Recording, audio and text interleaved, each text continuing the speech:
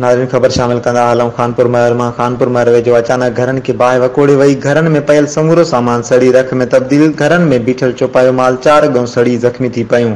ॻोठाणा पंहिंजी मदद पाण बाहि विसामे वरिती। मुतासिर ॻोठाणा खुलियल आसमान हेठि वेठल सरहदी वारनि खां मदद जी अपील। रिपोर्ट मूजिब खानपुर महर लॻ ॻोठ पीरबख्श मलिक में मलिक बिरादरी जे करीमदाद मलिक, नूरदीन मलिक, ख़ालिद मलिक, अल्लाहबख्श मलिक, बख्शली मलिक, लालदीन मलिक, अमीरदीन मलिक समेत 7 घरनि खे चुल्ह मां चिणिंग उथण सबबि बाहि वकोड़े वई। 7 ई घरनि खे बाहि साड़े रख करे छॾियो।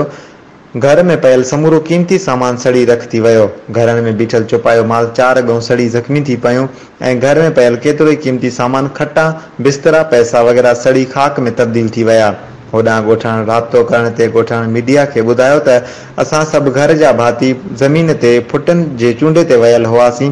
पोयां छोकिरी चांहि ठाहे रही हुई त अचानक चुल्ह मां बाहि जी चिणिंग उथी जेके घरनि खे विकोड़े वई ऐं बाहि लॻी वई, जंहिं सबबि असांजा 7 घर सड़ी रख थी विया आहिनि।